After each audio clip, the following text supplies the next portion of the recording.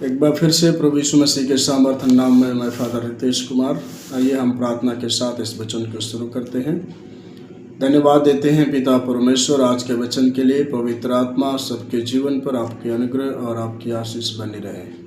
आपके पवित्र हाथ में प्रभु सौंपता हूँ बड़ी अनुग्रह और आपकी दया के लिए धन्यवाद। जितने लोग इस वचन को सुनते और प्रभु जी उनके जीवन में आपकी आशीष हो। बीमारी, रोग, बांझपन और तमाम प्रकार के दुष्टताएं उनके जीवन से अधर्म पाप क्षमा किए जाए प्रभु, और आपके नाम की महिमा हो। धन्यवाद पिता परमेश्वर, आपने मेरी प्रार्थना को सुना है। यीशु के नाम से मांगते हैं, आमीन। तो आइए हम परमेश्वर के वचन से आज के वचन सीखते हैं। आज के वचन कल जो है कि हमने सीखा था कि हे पिता इन्हें क्षमा कर। कल के दिन में हमने सीखा था कि हे पिता इन्हें क्षमा कर। तो आज हम जो है कि परमेश्वर के वचन से सीखेंगे कि कैसे प्रभु ने कलवरी क्रूस पर प्रभु यीशु मसीह ने उनके पापों को क्षमा किया। तो हम सीखेंगे आज के दिन में परमेश्वर के वचन से कि परमेश्वर आज हमको वहाँ पर हम देखते हैं कि प्रभु यीशु मसीह ने पहले दिन में प्रभु यीशु मसीह ने क्षमा किया, हे पिता इन्हें क्षमा कर क्योंकि ये नहीं जानते, ये मुझे जानते तो मुझे सताते नहीं। तो हमने कल के दिन में देखा था और आज हम देखेंगे कि दूसरा भाग 7 वाणी में से आज देखेंगे दूसरा भाग। पहला वाणी है स्वर्ग लोक में, यानी स्वर्ग लोक मतलब वादा। प्रभु यीशु मसीह ने स्वर्ग लोक में वादा किया किसके साथ? दो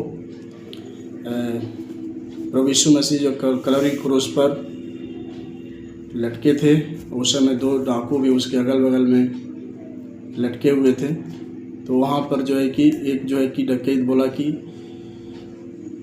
तू तो परमेश्वर का पुत्र है, क्यों नहीं अपने आप को बचा लेता। लेकिन वहीं पर एक डकैत बोलता है कि हम तो अपने गलती का सज़ा भोग रहे हैं।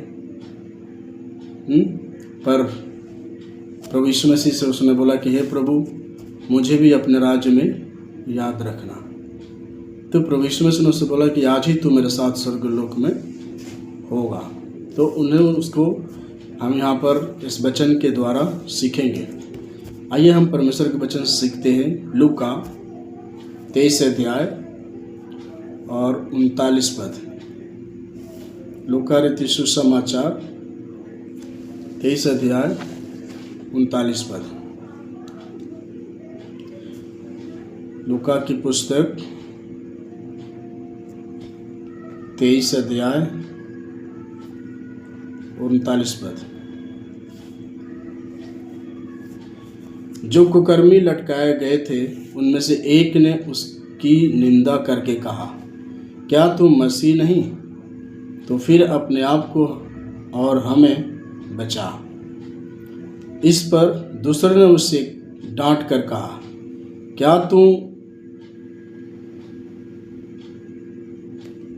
तू परमेश्वर से भी नहीं डरता?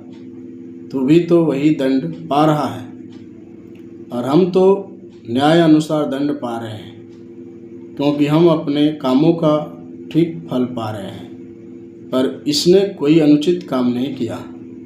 तब उसने कहा, हे यीशु, जब तू अपने राज्य में आए तो मेरी सुधि लेना। तब प्रभु यीशु मसीह ने कहा, मैं तुझसे सच कहता हूँ कि आज ही तू मेरे साथ स्वर्गलोक में होगा। तो यहाँ पर प्रभु यीशु मसीह 2 डाकुओं का यहाँ वर्णन है, जो प्रभु यीशु मसीह के विषय में यहाँ पर एक जो है कि निंदा कर रहा और एक जो है कि कह रहा कि हम तो अपने फल जो गलती किए हैं, गलती की हमको सज़ा मिल रही है, पर जो प्रभु यीशु मसीह उसने तो कुछ भी पाप नहीं किया। तो यहाँ पर देखते हैं कि यहाँ पर जो है कि तब यीशु ने कहा, हे यीशु। यहाँ पर इस अपराधी ने बोल रहा है कि हे यीशु, जब तू अपने राज्य में आए तुम मेरी सुधि लेना। तब यीशु ने उससे कहा, मैं तुझसे सच सच कहता हूँ कि आज ही तू मेरे साथ स्वर्गलोक में होगा। तो प्रभु यीशु मसीह यहाँ पर देख रहे हैं कि उसी समय वो जो है कि परमेश्वर के राज्य में प्रवेश करने का उसका रास्ता खुल गया। यहाँ पर जो अधर्मी है उसने जो है कि अपने आप को पश्चाताप किया, अपनी गलतियों को माना। तब जो है कि परमेश्वर उसे बोला कि आज ही तू मेरे साथ में स्वर्गलोक में होगा, यानी स्वर्ग में होगा। तो यहाँ पर हम परमेश्वर के वचन को देख रहे हैं कि परमेश्वर का वचन हमको क्या सिखाता है। आइए हम सीखते हैं उसमें से।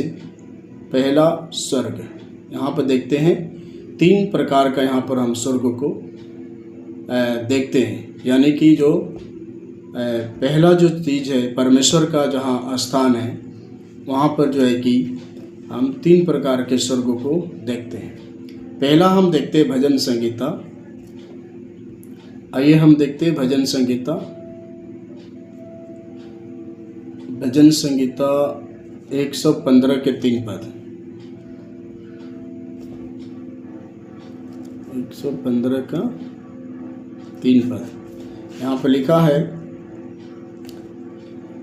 हमारा परमेश्वर तो स्वर्ग में है, उसने जो चाहा वही किया है। तो ये जो है कि जहाँ पर परमेश्वर का निवास स्थान है, वहाँ जो है कि वो जो है कि पहला स्वर्ग स्थान है, स्वर्ग है, जहाँ पर कोई पहुँच नहीं सकता। वहाँ पर परमेश्वर का स्वर्ग है, जहाँ पर प्रभु यीशु मसीह परमेश्वर वहाँ पर वास करता है। और दूसरे स्वर्ग को देखते हैं, जहाँ जिसको बोलते हैं दूसरा स्वर्गलोक, जहाँ पर आत्मा जा कर के इकट्ठी होती है।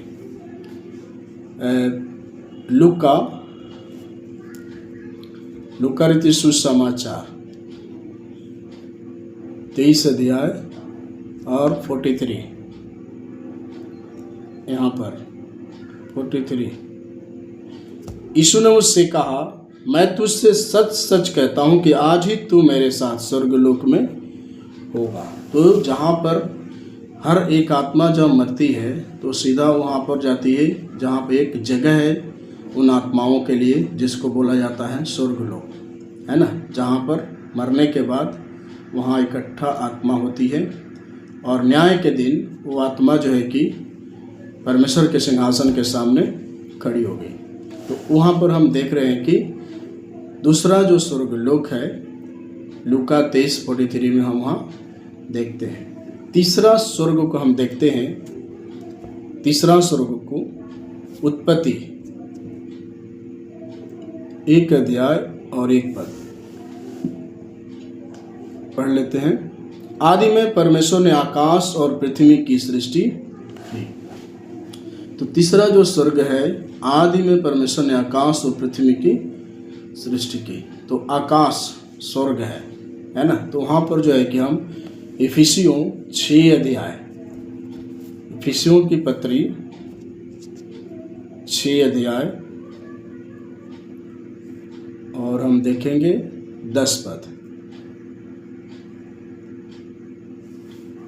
इसलिए प्रभु में और उसकी शक्ति के प्रभाव में बलवंत बनो, है ना। इसलिए प्रभु में, उसकी शक्ति, उसकी सामर्थ्य में, उसके वचन से क्या करो, बलवंत बनते जाओ। और 11 पद देखते हैं, परमेश्वर के सारे हथियार बांध लो कि तुम शैतान की युक्तियों को सामना खड़े रह सको, है ना। तो जो आकाश में अंधकार की शक्तियाँ जहाँ इकट्ठी होती है, वहाँ पर जो है कि परमेश्वर हमारा वहाँ पर लड़ाई है। जहाँ पर 12 पद में हम पढ़ते हैं, क्योंकि हमारा यह मल युद्ध लहू और मांस से नहीं, परंतु प्रधानों से और अधिकारियों से और इस संसार के अंधकार के शासकों से और उस दुष्ट की आत्मिक सेनाओं से है जो आकाश में है ना। तो वहाँ पर जो है कि जितनी दुष्ट की, शैतान की सेना है जो आकाश में रहती है, उस शक्तियों पर तीसरे स्वर्ग में ये निवास करती है। तो जहाँ पर ये दुष्ट की मल्लयुद्ध है, यानी हमारा परमेश्वर कहता है क्योंकि हमारा यह मल्लयुद्ध लहू और मांस से नहीं परम प्रधान और अधिकारियों से और इस संसार के अंधकार के शासकों से और उस दुष्ट की आत्मिक सेनाओं से है जो आकाश में है। तो यहाँ पर हमने देखा कि 3 स्वर्ग को विषय में बातचीत हुई। पहला स्वर्ग जहाँ पर परमेश्वर निवास करता है। दूसरे स्वर्ग लोक के विषय में देखा कि जहाँ पर प्रभु यीशु मसीह ने बोला कि आज ही तो मेरे साथ स्वर्ग लोक में होगा, जहाँ पर सारे आत्माएं मरने के बाद वहाँ पर इकट्ठी होती है, वो है दूसरा स्वर्ग लोक। और तीसरा स्वर्ग वह है जहाँ पर जो है कि उन दुष्ट आत्माएँ रहती हैं, जहाँ आकाश में उड़ती है। वहाँ पर परमेश्वर के वचन कहता है कि हमारा मल्लयुद्ध संसार के लोगों से नहीं बल्कि उन अंधकार की शासकों से और दुष्ट की आत्मिक सेनाओं से जो आकाश में रहती है। तो यहाँ पर हमने परमेश्वर के वचन से देखा है कि आकाश में दुष्ट की सेनाएं वास करती हैं। मरकुस 10 अध्याय, मरकुस की पुस्तक 10 अध्याय और आपको 35 पद, यहाँ हम देख रहे हैं। तब जब्दी के पुत्र याकूब और यूहन्ना ने उसके पास आकर कहा, हे गुरु, हम चाहते हैं कि जो कुछ हम तुझसे मांगे वही तू हमारे लिए कर। उसने उनसे कहा, तुम क्या चाहते हो कि मैं तुम्हारे लिए करूं? उन्होंने उससे कहा, हमें यह दे कि तेरी महिमा में हम में से एक तेरी दाहिनी और दूसरे बाएं बैठे। यीशु ने उससे कहा, तुम नहीं जानते कि क्या मांगते हो। जो कटोरा मैं पीने पर हूँ क्या तू पी सकते हो, और जो बपतिस्मा लेने पर हूँ क्या तुम ले सकते हो? उन्होंने उससे कहा, हमसे हो सकता है। यीशु ने उससे कहा, जो कटोरा मैं पीने पर हूँ तुम पियोगे, और जो बपतिस्मा लेने पर हूँ उसे लोगे। आमीन। तो यहाँ पर जो है कि परमेश्वर का वचन हमको मृत्यु बपतिस्मा के विषय में यहाँ पर बातें कर रहा है। तो यहाँ पर जो है कि जो कटोरा प्रभु यीशु मसीह अपने सिर पर लेकर चल रहा था, वो कटोरा मृत्यु का बपतिस्मा था, जो सारे पापों को, सारे गुनाहों को, सारे बीमारियों को लेकर प्रभु यीशु मसीह ने कलवरी क्रूस पर चढ़ गया। और भजन यशायाह की पुस्तक 43:5 पद में लिखा है कि निश्चय ही मेरे सारे रोगों को प्रभु यीशु मसीह ने अपने ऊपर में ले लिया। आइए उस पद को भी हम पढ़ लेते हैं। यशायाह की पुस्तक 53 और उसके 5 पद। परंतु वह हमारे ही अपराधों के कारण घायल किया गया, वह हमारे अधर्मों के कामों के कारण कुचला गया, हमारी ही शांति के लिए उस पर तड़ना पड़ी कि उसके कोड़े खाने से हम लोग चंगे हो जाए। तो प्रभु यीशु मसीह हमारे ही लिए मृत्यु का बपतिस्मा उसने ली, हमारे ही लिए निंदा सही, ताकि हम उसके कोड़े खाने से हम पूरी तरह से चंगे हो जाए। तो प्रकाशित वाक्य 6 अध्याय और आपको 9 पद, यहाँ पर लिखा है, जब उसने 5वीं मोहर खोली तब मैंने वेदी के नीचे उनके प्राणों को देखा, जो परमेश्वर के वचन के कारण और उस गवाही के कारण जो उन्होंने दी थी वध किए गए थे।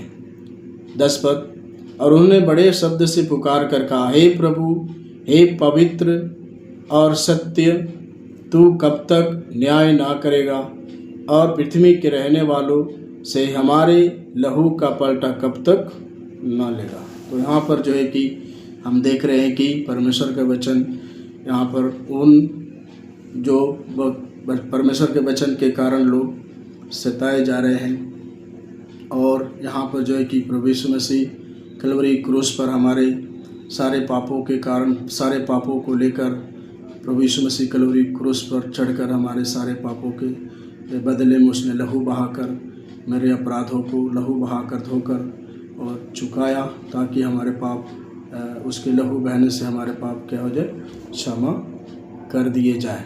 तो यहाँ पर हमने परमेश्वर के वचन से सीखने को मिलता है कि प्रभु यीशु मसीह हमारे सारे पापों को लेकर प्रभु कलवरी क्रूस पर मारा गया।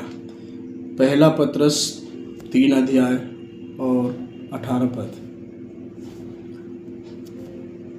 3 अध्याय और आपके 18 पद। इसलिए कि मसीह ने भी अर्थात अधर्मियों के लिए धर्मी ने पापों के कारण एक बार दुख उठाया ताकि हमें परमेश्वर के पास पहुंचाए। वह शरीर के भाव से तो मारा गया पर आत्मा के भाव से जिलाया गया। Praise the Lord.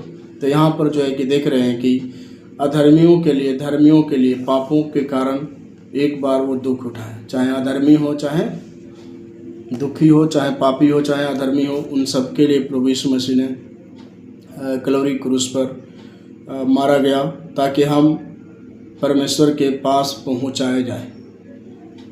वह शरीर के भाव से तो मारा गया, वह शरीर के भाव से तो मारा गया पर आत्मा के भाव से फिर से जिलाया गया। तो यहाँ पर हम देखते हैं कि परमेश्वर चाहे धर्मी हो, चाहे अधर्मी व्यक्ति हो, चाहे पापी हो, चाहे पाप क्षमा किए हो, उन सब के लिए प्रभु यीशु मसीह ने कलवरी क्रूस पर बलिदान हुए ताकि फिर से शरीर के भाव में तो उसे प्रताड़ित किया गया, उसको दुखित किया गया, पर प्रभु यीशु मसीह फिर से आत्मा में जिलाया जाएगा।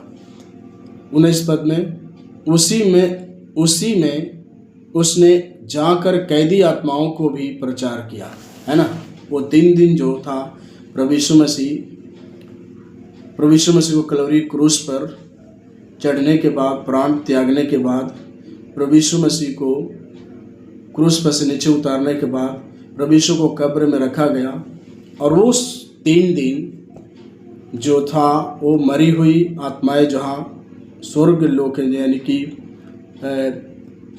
जहाँ पर पैराडाइस बोलते हैं, जहाँ पर आत्माएं मरने के बाद इकट्ठी होती है, वहाँ पर प्रभु यीशु मसीह ने कब्र में रखने के बाद, प्रभु यीशु मसीह एक्चुअली कब्र में था नहीं, परंतु रखने के बाद वो जी उठा था।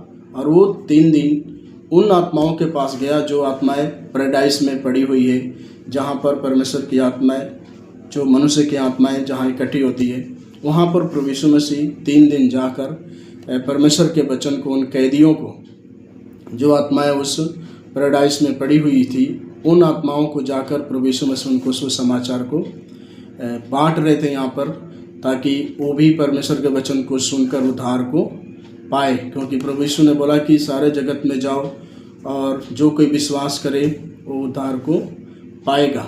20 पद में लिखे हैं कि जिन्होंने उस बीते समय में आज्ञा ना मानी, जब परमेश्वर का नूह के दिनों में धीरज धर कर ठहरा रहा और वह जहाज बना रहा था जिसमें बैठकर कुछ लोग अर्थात 8 प्राणी पानी के द्वारा बच गए।